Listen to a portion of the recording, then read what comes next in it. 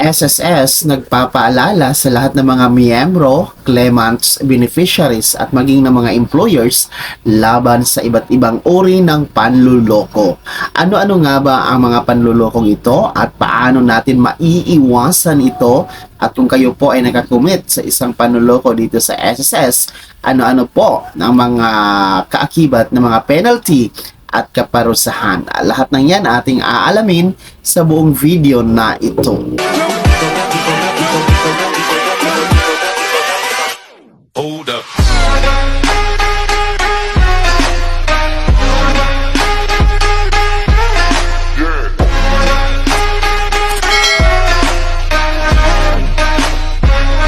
Hello mga ka-vlogs, saan ka mang dako sa mundo, welcome dito sa aking YouTube channel. And kung bago ka pa lang dito at nais mo mga informative content na narito sa aking channel, ay maaari nyo pong i-click ang ating subscribe button pagkatapos mong panoorin ang video na to, at maaari kang maging miyembro dito sa aking channel sa pamamagitan ng pag-click ng join button. Mamili ka ng mga perks na nais mo mga ka-vlogs. Attention sa lahat ng mga SSS members, SSS beneficiaries, claimants at maging ng mga employers. Mahigpit po ang paalala ng Social Security System or na SSS laban dito sa iba't ibang uri ng panloloko or fraudulent activities mga ka-vlogs na may kinalaman po sa pag-claim ng iba't ibang benepisyo kay SSS at maging ng pag-avail ng iba't ibang klase ng loan kay SSS. Marin po yung tinututulan ng SSS, no? Batay na din po sa Circular Number 2023-014, no? Na hindi po tinutolerate ni SSS ang mga fraudulent activities. So dapat po protektahan natin ang ating mga SSS benefits, ating mga SSS privileges mga ka-vlogs, no? Yung mga privilege natin sa pagiging miyembro. So protektahan natin yan. So ano-ano ba yung mga kinukonsider na mga panlulokong aktibidades or yung mga panlulokong loan transaction? Paano natin yan madidetermine mga ka-vlogs? Una po ay ang tinatawag natin na filing of a benefit transaction or a non-existing contingency. So ibig sabihin po niyan mga ka-vlogs, no?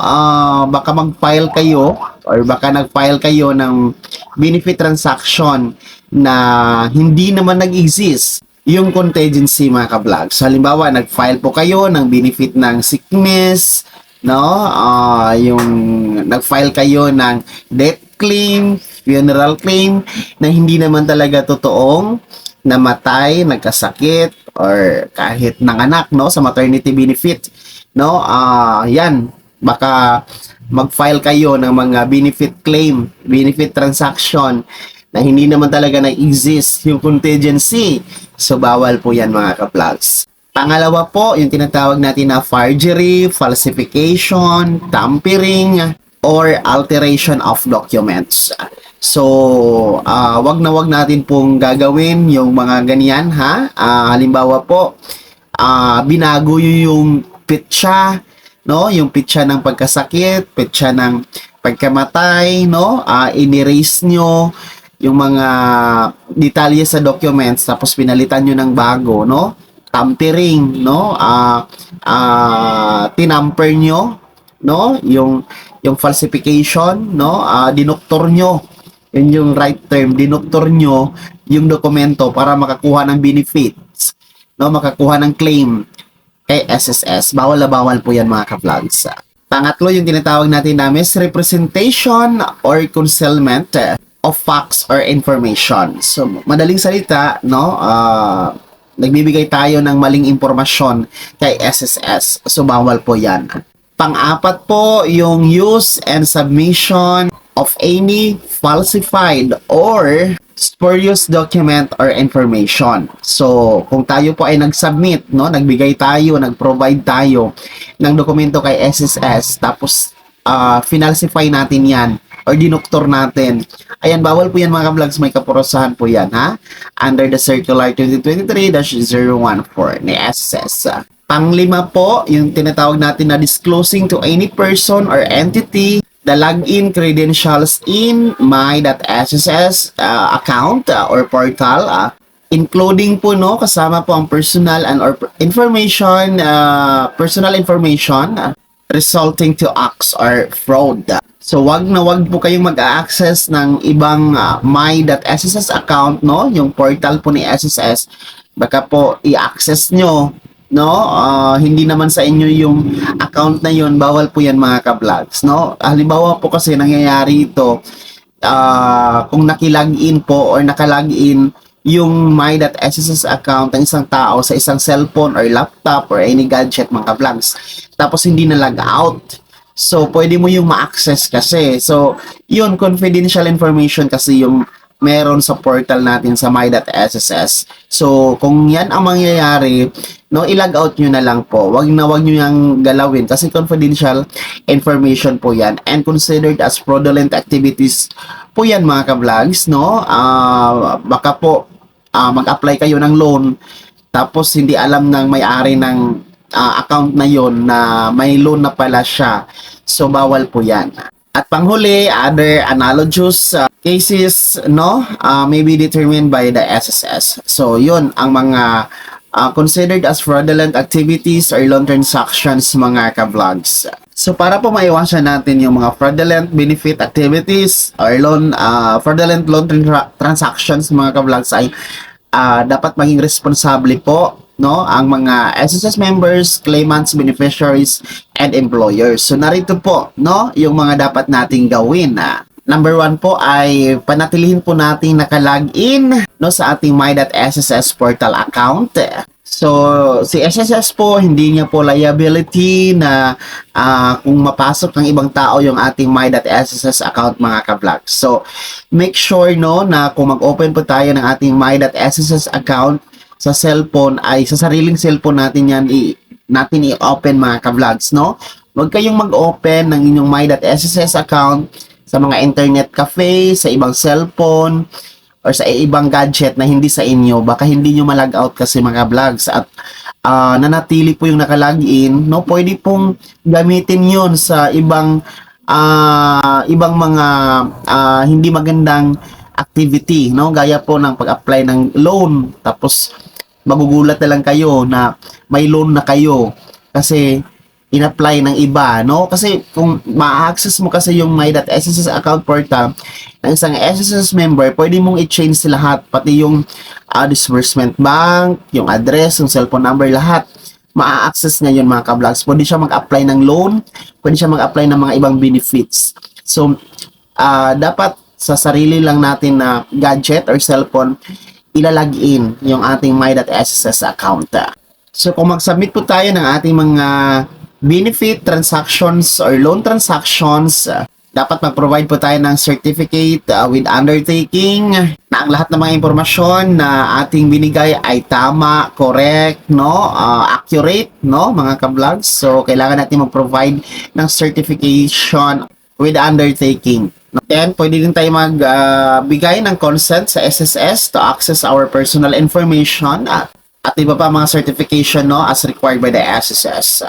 And isa sa mga responsibilidad po bilang miyembro, claimants, beneficiary, or employers, mga ka-vlogs, once na napasok na po yung ating, no, nagkaroon na po ng commit, no, nagka-commit na po ng fraud sa ating SSS account, ay responsibilidad po ng isang SSS member or claimants ba yan, beneficiary or employer, na bayaran po ang kanyang obligation, lalong-lalo na ang loan amortization.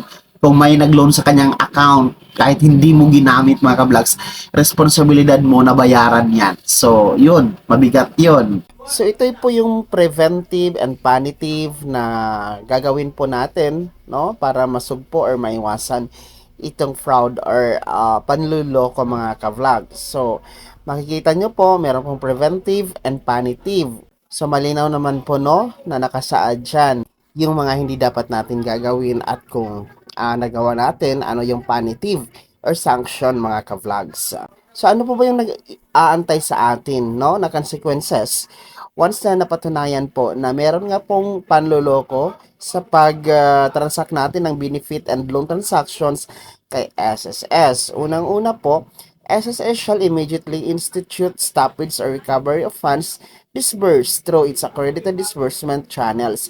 So sa SSS po ay ihinto niya or i-recover niya yung naibigay po no na salapi or funds na na-release nga po no sa accredited disbursement channels or disbursements ATM bank mga ka-vlogs. Number 2, in case of non-stoppage or non-recovery of funds through disbursement channels, affected individuals shall be demanded to return the full amount within 15 calendar days from receipt of official notification from SSS. So, ang sinasabi po dito, kapag po hindi na pwedeng ma-recover or kung hindi na talaga nakuha, pabalik ni SSS through the disbursement channels or yung mga bangko, ATM, mga ka-vlogs, ay yung affected individuals, no, yung gumagawa ng fraudulent activity, ay i-demand no na ibalik niya within 15 calendar days yung fund, yung salapi na nakuha niya, no? Mula yan sa pagkakatanggap niya ng official notification from SSS. Number 3, in case of non-return of funds within 15 days, the full amount or any remaining portion unrecovered shall be deducted from the individual's future benefit, loan, and or other proceeds. Kung sakasakali talaga na hindi niya na maibalik within 15 calendar days, no, yung kanyang nakuhang fund or salapi kay SSS ay idideduct na yun sa kanyang mga benepisyo sa hinaharap gaya ng retirement benefit, no, maternity benefit, sickness benefit, total disability benefit, no, funeral, death, claim benefit, iba pa mga benefit mga ka-vlogs, no. So yun po yung mga sinasabi po dito once na tayo ay napatunayan na merong kalokohan na ginagawa sa pag-claim ng benefit at loan transactions kay SSS. So yun po mga ka-vlogs, no, ang paalala ng SSS para maiwasan natin ang fraudulent activities or panluloko, pandaraya, no? Protektahan po natin ang ating pagiging miyembro sa SSS, ang ating mga benefits and mga privilege natin kay SSS dapat nating protektahan, maging maingat po tayo, no? Sa ating SSS account, no? Ulitin ko, secure your my.sss account. Mag-login lamang kayo sa inyong sariling cellphone or gadget para maiwasan po ang pag-access ng ibang tao po sa ating account. Sana naging gabay ang video na to kahit paano nabigyan tayo ng bagong idea, bagong kaalaman. Kung hindi ka pa nakasubscribe dito sa aking YouTube channel, maaari nyo na pong i-click ang ating subscribe button na nasa baba. Huwag niyong kaligtaan na i-turn on ang notification bell. Ilagay mo sa all para updated ka sa lahat ng mga videos na i-upload ko. And maaari mo ding i-like ang video na to. Meron ka pang mga katanungan, maaari nyo i-komento sa comment section na nasa baba. And you can follow me sa aking official Facebook page na nasa screen nyo. Muli po, ito si Daniel Timpawa na nagsasabing dito sa aking YouTube channel, Pawang Katotohanan at lahat totoo lamang.